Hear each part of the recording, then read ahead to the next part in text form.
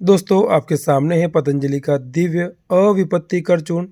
और दोस्तों आज की वीडियो के माध्यम से हम जानेंगे इसका फ़ायदा आपको कब मिलता है, कितने दिनों तक इसका सेवन करना चाहिए, इसको यूज़ में लेने से आपको क्या क्या बेनिफिट्स मिलते हैं, इसे कब कैसे कितनी मात्रा में खाना चाहिए और साथ ही इसको यूज़ में लेने से आपको क्या नुकसान यानी कि साइड इफ़ेक्ट्स हो सकते हैं। तो पूरी जानकारी के लिए वीडियो एंड तक ज़रूर देखिएगा। दोस्तों बहुत ही शॉर्ट में अगर इसके मुख्य घटकों की अपन बात करते हैं तो आप देखेंगे इसके अंदर सौंठ, पीपर, मरीच, हरड़, बहेड़ा, आंवला, मोथा, वायविडंग यानी दोस्तों आप देख रहे हैं इसके अंदर जो भी घटक यानी कि इंग्रेडिएंट्स है सभी पेट के रोगों को दूर करने में बहुत ही बढ़िया फायदेमंद रहते हैं।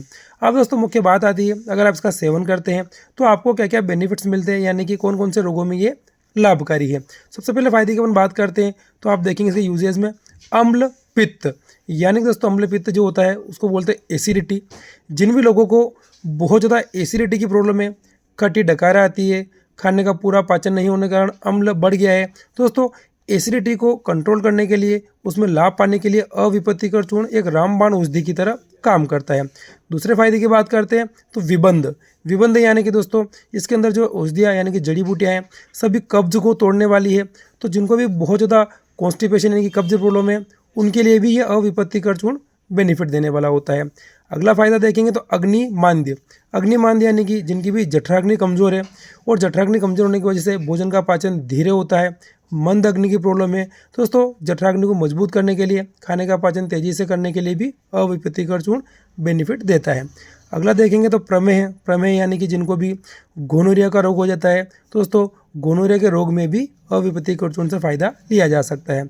आखिरी यूज़ देखेंगे तो अर्श यानी कि दोस्तों जिनको भी बगंदर या पाइल्स की समस्या हो गई है या बवासीर की प्रॉब्लम हो गई है, सभी एक ही समस्या है, तो दोस्तों बवासीर के रोग में भी अविपत्तिकर चूर्ण से बहुत ही अच्छा फ़ायदा मिल जाता है।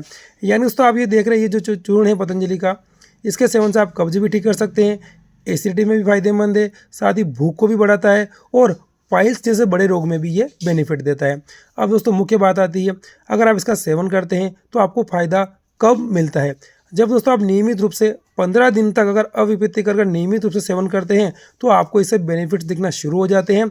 और दोस्तों बात आती है अधिकतम कितने दिनों तक इसे खाना चाहिए, तो दोस्तों अधिकतम 3 महीने में ही आपको इससे फ़ायदे मिल जाते हैं, उसके बाद आपको सेवन करने की आवश्यकता नहीं पड़ती है। अगर विशेष परिस्थितियों में आपको आवश्यकता पड़ती है तो पतंजलि के वैद्य से परामर्श करके ही आप इसका आगे सेवन करें। दोस्तों अगली बात आती है इसका कब कैसे और कितनी मात्रा में खाना चाहिए, तो आप देखेंगे 3 से लेकर के 6 ग्राम खाना खाने से पहले दिन में 2 बार आप इसका सेवन करते हैं तो आपको इससे विशेष लाभ मिलता है। अगर आप इसे गुनगुना पानी से लेंगे तो आपको ज़्यादा बेनिफिट मिल जाता है। दोस्तों अगली बात आती है इसके साइड इफ़ेक्ट्स या नुकसान की। तो आप देख रहे हैं ये पूरी तरीके से आयुर्वेदिक है, इसमें किसी प्रकार का केमिकल नहीं है, नुकसान होने की कोई संभावना नहीं है, लेकिन फिर भी इसका सेवन करने से पहले एक बार आपको पतंजलि की वैद्य से परामर्श करना चाहिए। विशेष तौर पर गर्भवती महिलाएं और छोटे बच्चे बिना वैद्य के परामर्श के अविपत्तिकर चूर्ण का सेवन नहीं करें, उनको एक बार वैद्य से परामर्श करना चाहिए।